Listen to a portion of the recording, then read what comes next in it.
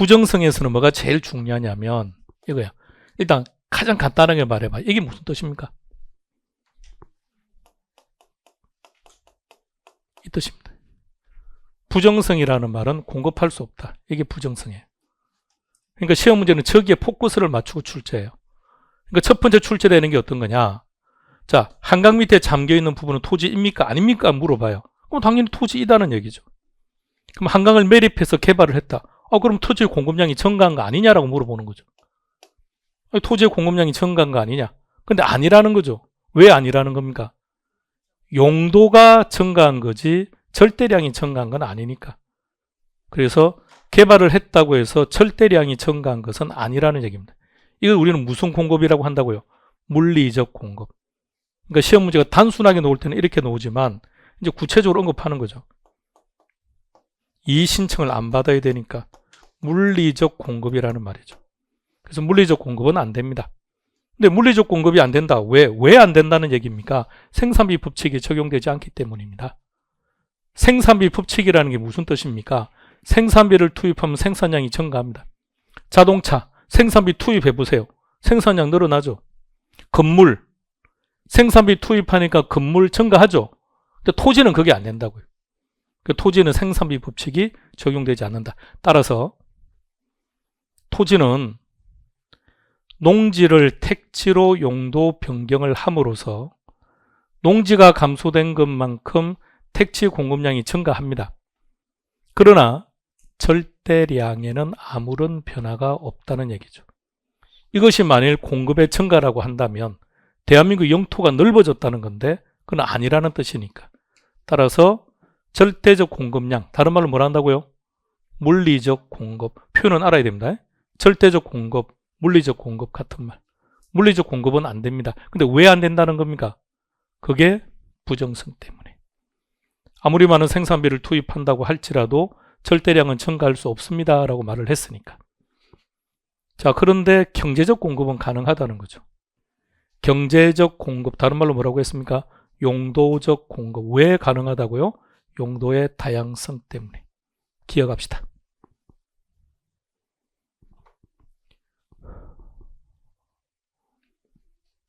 제일 많이 출제되는 게 이겁니다. 조금만 더 나가볼게요. 같은 내용입니다. 공급은 이렇게 두 가지로 구분한다고요. 하나는 된다, 하나는 안 된다. 어느 쪽은 안 된다. 물리적 공급. 근데 경제적 공급은 된다. 물리적 공급은 왜 안 된다고요? 부정성. 그게 시험 문제라고요. 근데 경제적 공급은 왜 가능하다고요? 용도의 다양성. 자, 이번에 이것을 그래프와 연결해서 물어봐요. 자, 그래서 그래프를 한번 보여드릴 겁니다. 자, 그래프로 갑시다.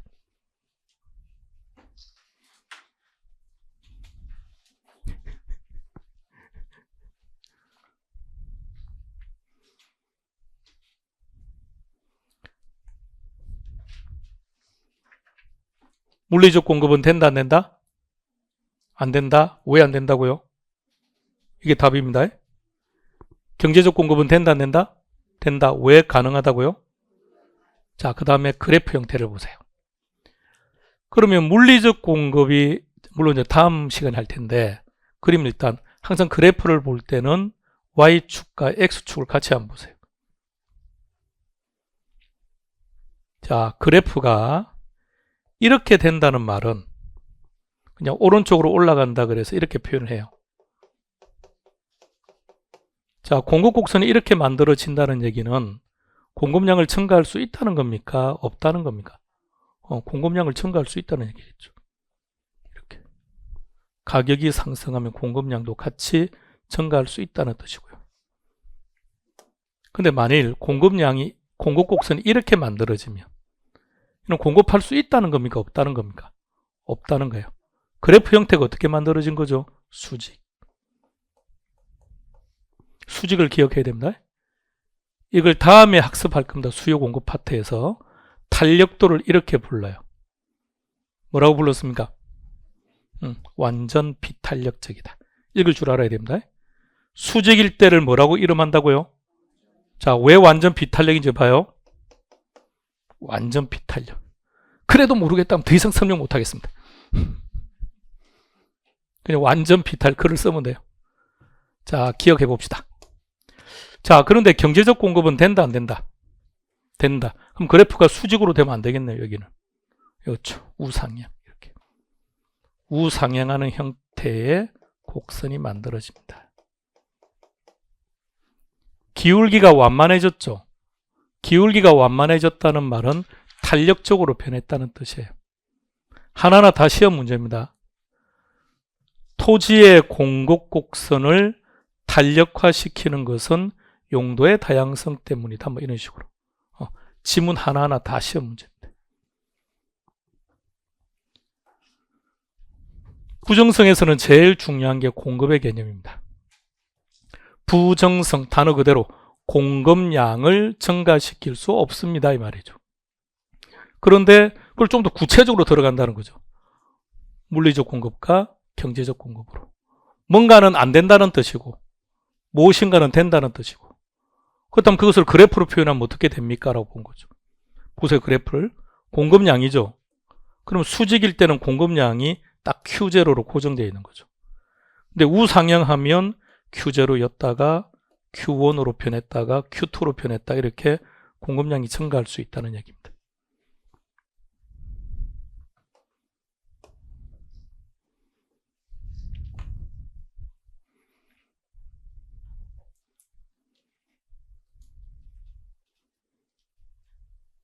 부정성입니다.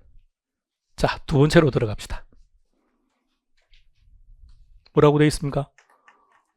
앞서 놓았던 거죠. 생산비 법칙이 적용되지 않기 때문에 결론, 물리적 공급은 안 됩니다. 라는 뜻이겠죠. 세 번째. 그러니까 집약적으로 이용하자는 겁니다. 우리가 그냥 가볍게 이런 말을 쓰죠. 집, 이렇게. 이제 시험 치는 그날까지 우리는 이렇게 쓰는 겁니다.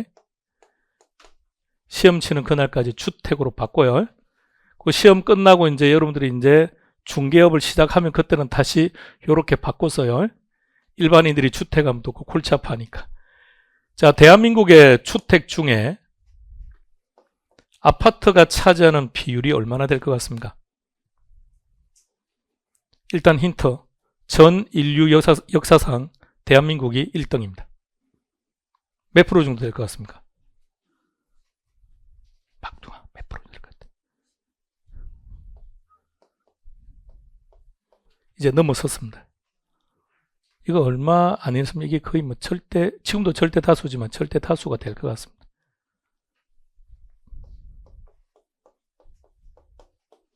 재개발할 때마다 아파트가 아닌 다른 형태의 주택들은 다 없어져 버리고 전부 다 아파트로 만들어지니 대한민국은, 그래서 외국 기자가 쓴 것처럼 아파트 공화국이라는 거죠.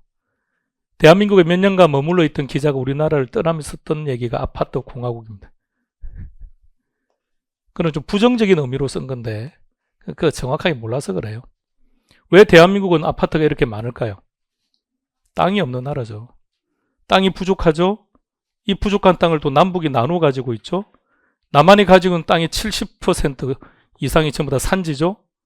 그럼 겨우 우리가 이용할 수 있는 게 30%도 안 된다는 얘기인데, 그러니까 우리는 어떻게 해야 됩니까? 세 번째, 집약화시키는 거죠. 어릴 때를 기억해 보세요. 어릴 때. 여기서 말하는 어릴 때라는 것은 최소한 40대 분들이 어릴 때, 40대 50대 분들이 초등학교 시절로 되돌아가 봐요. 초등학교 때. 그때 트럭에 뭘 싣고 막 연기 뿌리면서 온 동네를 돌아다니는 차들이 많지 않았습니까? 그렇습니까? 봤습니까? 그럼 나이가 다 나오는데 어디 가면 못 봤다 모르는 척해. 그게 뭐야 이렇게 해야. 근데 왜 갑자기 어느 날 없어졌을까요? 그 차가. 코로나 시기에 다시 등장했다가 또 사라졌죠. 왜 갑자기 그 차가 사라졌을까요? 왜? 방역 1등 국가라서? 왜 갑자기 사라졌을까요? 상당 부분 기여했던 게 이게 얼마나 환경을 좋게 만드는데요. 질병을 줄이고 질병이 다른 사람이 파급되는 것을 억제시키는데 상당히 기여하는 주택 형태입니다. 그래서 유럽에서 팬데믹이 매번 나올 때마다 그 전문가들이 계속 얘기했던 형태가 이런 형태입니다. 주장은 유럽이 먼저 했지만 시작은 우리가 먼저 했습니다. 생각해 보세요. 예전에 그런 트럭이 연기를 내뿜고 돌아다녔던 그 시기에 대한민국은 아파트는 찾아보기가 힘들었죠. 단독이죠. 공중 목욕탕. 그나마 괜찮아요. 그나마 인정해 줄 수 있는 공중 화장실이 얼마나 많았습니까? 그러니까 이게 오염될 수밖에 없다는 얘기입니다. 아파트는요. 하나의 통로를 통해서 하수 처리가 아주 잘 되어 있습니다. 한때 코로나가 터졌을 때 뭐 공기로 오염된다는 얘기가 나오면서 정말 공기로 오염되면 심각하죠. 아파트는 완전 천멸이죠. 대량 피해로 일어날 텐데. 그러니까 아파트 문화가 얼마나 오염에 우수한 주택 형태인데요.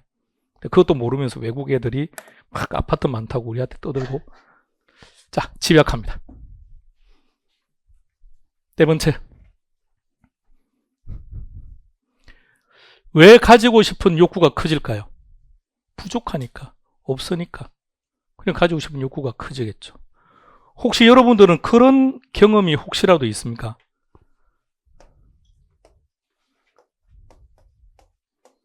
공기를 독점해서 한번 사용해보고 싶은 그런 욕구를 한번 느낀 적이 있습니까?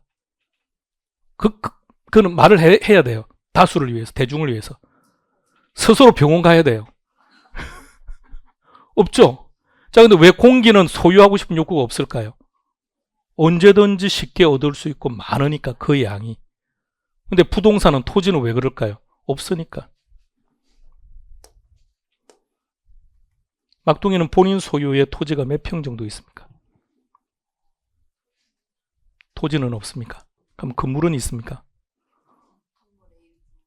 아, 건물의 일부만? 어떤 형태인 거죠?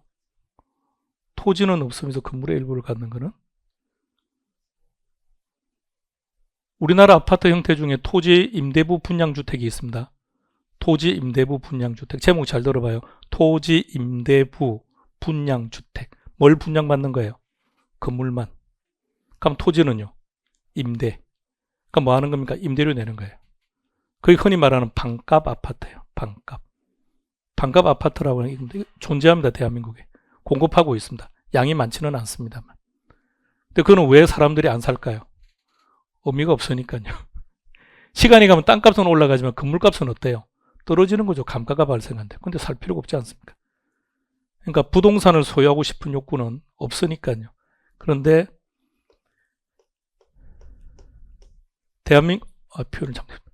대한민국의 상위 1%가 대한민국의 토지를 90% 이상 소유하고 있답니다. 뭘 어떻게 놀래지를 않습니까? 노태우 정부 때 정부에서 발표한 겁니다. 그 후에는 더욱더 심각해졌다고 말은 하는데 공식적인 데이터는 없고요. 그래서 왜 방금 막둥이에 토지가 얼마나 있습니까? 물어본 게 없기 때문에. 우리 다수는 없어요, 토지가. 나는 아파트 100평짜리에 살고 있습니다. 아니, 그래도 그 토지가 얼마가 되는데요? 토지는 얼마가 되지 않죠. 자, 그래서 가지고 싶은 욕구가 커지는 이유. 절대량이 부족하기 때문에. 부족하니까 가지고 싶은 욕구가 커진다. 자, 이번에 이 문제 한번 찾아볼까요?